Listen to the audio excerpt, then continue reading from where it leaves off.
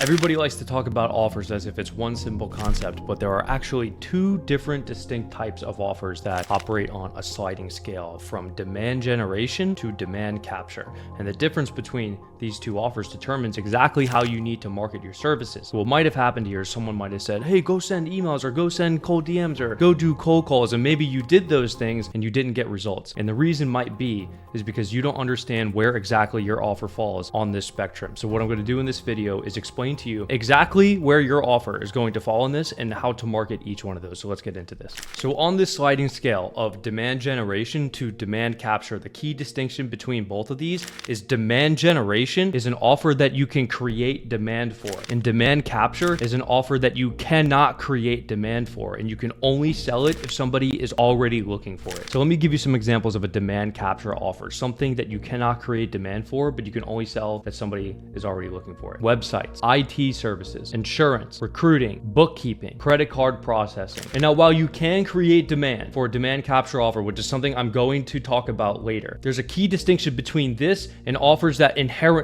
can have demand created for them. Demand generation offers include things like getting people more leads with ads, converting more free trial users with email marketing, helping people build a personal brand on Twitter, LinkedIn automated outreach, UGC ad creatives, influencer marketing, short form content, cold calling, cold email, any kind of ad, webinars, anything typically that produces more traffic. However, sometimes an offer can fall somewhere in the middle because it's a sliding scale. Things that will fall somewhere in the middle are like SEO, PR, ad writing, organic YouTube management. Now there's a key distinction between a demand capture offer, demand generation offer, and demand capture mechanisms and demand generation mechanisms. Let me explain the difference between these two. A demand capture mechanism is something that enables you to capture demand as it's flowing. A good example of this is Google search ads. If somebody searches something, you are capturing the demand that already exists for it. A demand generation mechanism is typically interruption marketing. So that would be something like Facebook ads, Twitter ads, anything where you are interrupting somebody. So the problem with this is a lot of people, they actually have a demand capture offer, but they're trying to sell it with the demand generation mechanism.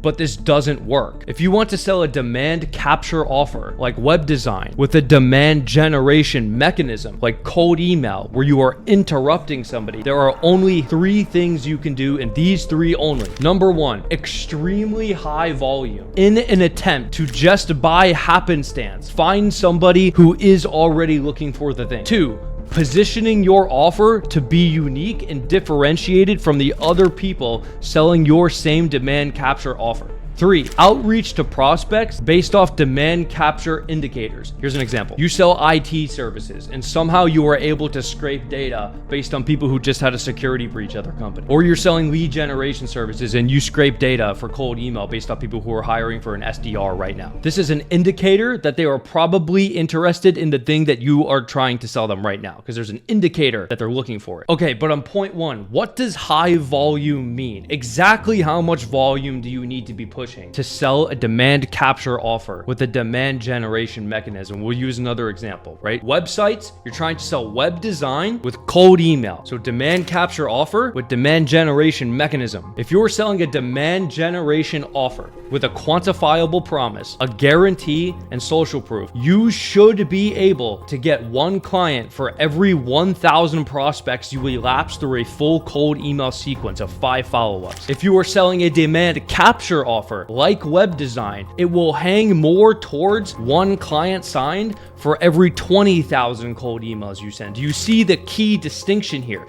So if you've been trying to sell a demand capture offer with something like cold calling or cold email, and you're wondering why this isn't working for you, it's because you are not doing the sufficient volume necessary to make it actually work based off of what you're selling. Okay, let's go back to point 2. If you're selling a demand capture offer, how do you position this to be unique and morph it more towards the demand generation side? Same example, web design. So a lot of people might say, I'll make you a pretty website. That doesn't work. What you have to do instead is this. I'll make you a website with internal fraud monitoring software to stop fraudulent purchases before they go through Stripe. That's unique. Okay, let's do recruiting. I'll recruit engineers for your business. I can recruit a software engineer who can create AI models based off of your data, meaning you can create internal tech that automates your customer service. Back to point 3, how do you outreach to people based off demand capture indicators? Is hiring for a specific job role? Has a specific technology installed on their website? By the way, you can use listkit.io to do this. Is following or interacting with another person or company on social media. I know this is all super confusing, and you should 100% go watch everything I just said back again, because we're going to go even deeper onto this, because this is super important to understand. If you're selling an offer, the marketing related sphere, I need you to imagine another spectrum. Imagine one continuous line from 0 to paying customer. What happens along this line? The first half of the line is traffic generation, getting the traffic in the first place. The second half of the line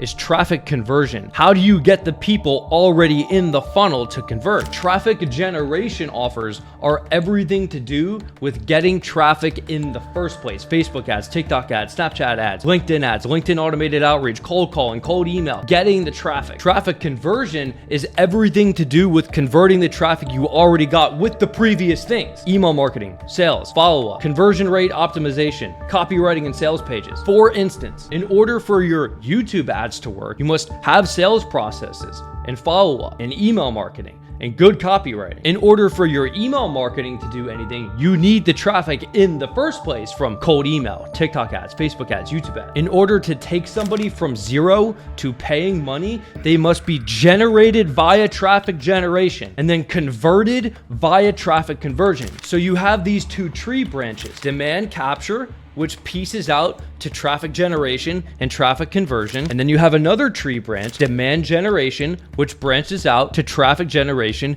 and traffic conversion. And your offer is going to fall somewhere along this tree branch. When your market gets sufficiently sophisticated, meaning you have more and more and more competitors, all demand generation offers turn into demand capture. This is called offer decay. And you can imagine this as just a very simple graph of, at the top on the y-axis, you have demand generation, and at the bottom of the y-axis, you have demand capture. And then on the x-axis, you have time elapsed / how many competitors you have. And the line starts at demand generation, and it slowly goes down over time as you get more competitors to demand capture. Your offer always decays into demand capture. The way you solve offer decay is through unique positioning or otherwise dimensional shifts. Let's take the appointment setting market. First, it was, we'll teach you how to set appointments for your business. Then it was, we'll set appointments for your business on Instagram. And then as it got super saturated, it turned into, we'll place an appointment setter inside your business to do it for you. That was a dimensional shift. Done for you appointment setting morphed into, we'll place someone to do it for you. This was a dimensional shift. Okay, next, you're working with low ticket clients and you want to charge more money. How exactly do you do this? Let's go back to this traffic generation to traffic conversion spectrum. So right now you're selling some service, let's call it TikTok ads. You do TikTok ads for e-commerce brands.